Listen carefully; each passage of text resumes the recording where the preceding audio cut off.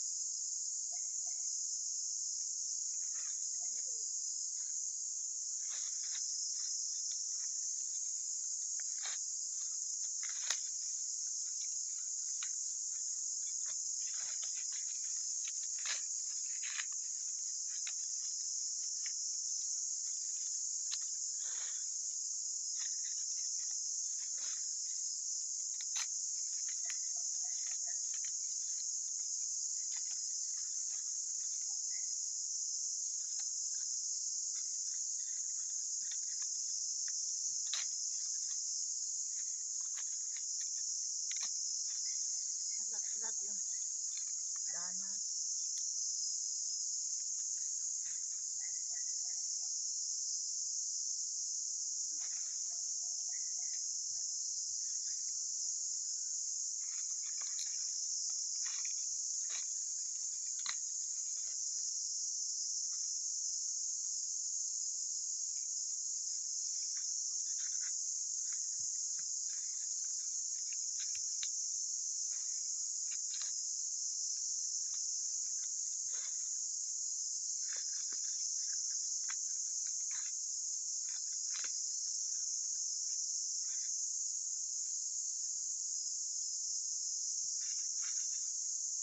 Ito hindi ito popcorn, yung ito yung yellow corn.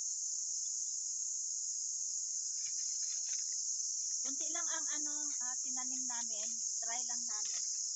Nagtanim. So inshallah, magtatanim kami ulit ng mas maraming popcorn. Kasi yung tinanim namin ay lang, kunti lang siguro mga ganyan lang. Padala yon galing ng Dubai. Yung mga pinadala sa akin noon na may mga chocolate, mga Filipino products. So, sinama niya rin ang popcorn. Yung iba niluto ko, marami akong niluto. Kaya buti na isipan ko na magtira para itanim. So, ito na. Yung tinanim ko konti lang pero mas marami ngayon. Kaya ito ang gagawin ko ay ibilad ko tapos magtira ako ng itatanim.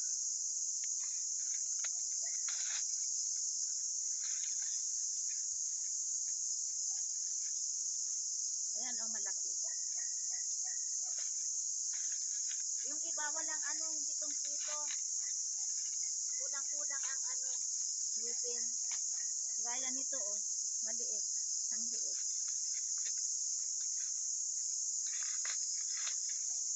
Pero marami na din ito.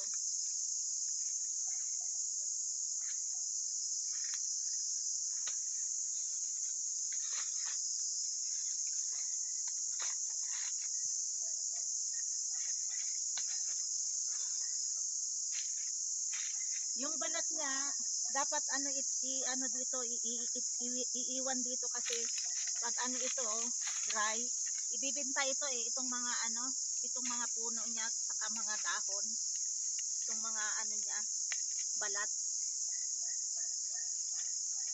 Ibibenta ito kasama yung mga dried na mga damo para pag winter yung nag-i-snowfalling, pagkain ng mga baka o kaya bupalo.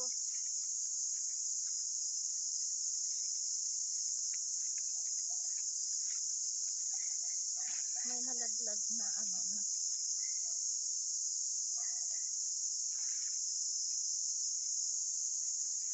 Wala na ba? I think finish.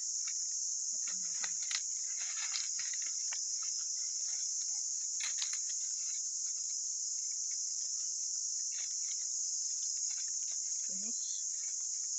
Ito no more. This one.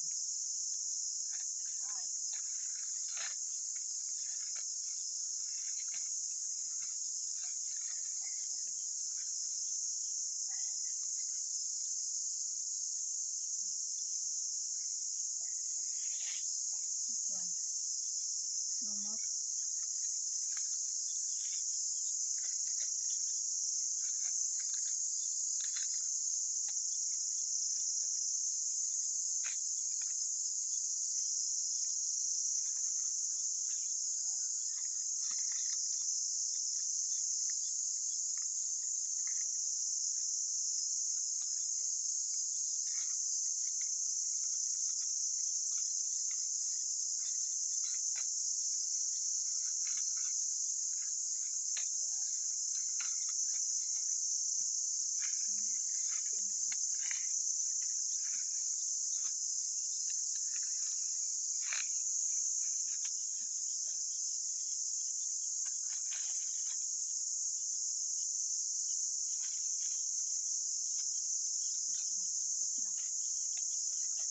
Tanggal na lang. Finish.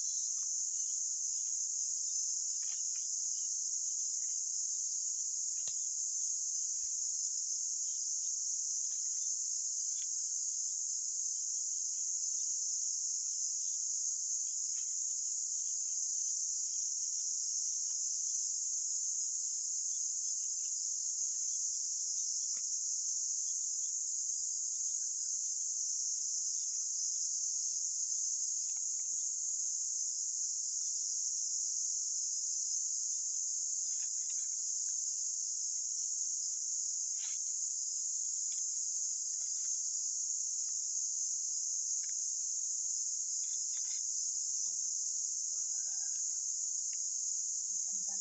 Nalaglag na yung mga mais.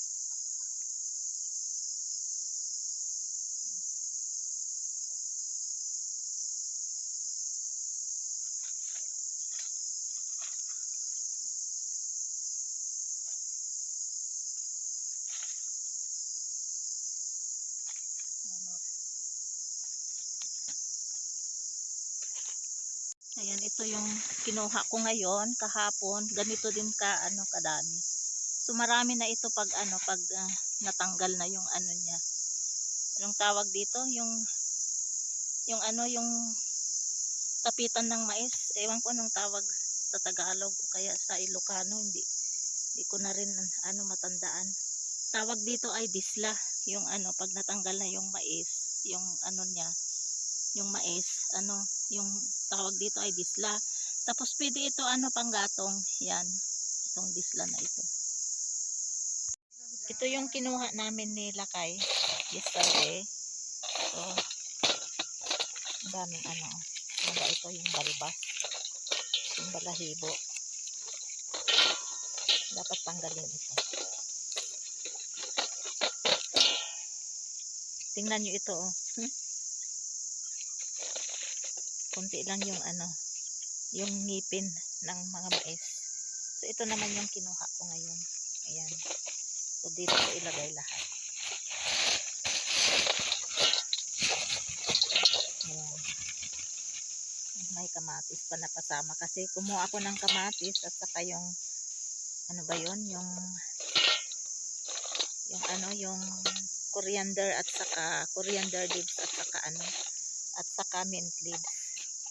So ito lahat yung na popcorn.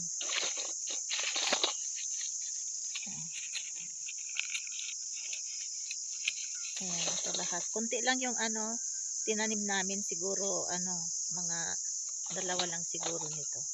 Kaya yung iba binhi ko, tapos try ko din lutuin ito. Last year we plant almost like this. Yan, isang dakot ang tinanim namin. So ito lahat, di ko pa na tanggal lahat. So we plant last year of May. 5 months din pala ang mais bago ma-harvest. Itong popcorn at saka yung yung yellow corn. Kaya yung yellow corn ay mag-harvest na kami bago this month siguro o kaya first week ng October. Mag-harvest na kami ng yellow corn. Yellow corn kasi dry na. Magtatanim kami ng mas maraming mais next year para mas marami din kaming ma-harvest. At para kung marami maibenta din at maluto din. Kaya marami na din ito Yung iba nito ay lulutuin kong popcorn, tapos itabi ko yung yung iba para binhi at itanim. Buti na lang nagtira ako, hindi ko niluto lahat na popcorn. Kaya pwede pala. Kaya trinay talaga nila kay na itanim, kasi sabi ko i-try mo yung yung popcorn. Baka pwede. So alhamdulillah, pwede din pala. Ito maganda ito kasi kumpleto. Ayan. Hindi kagayang iba na maliliit, tapos yung iba walang gaya nito. Ayan, gaya nito.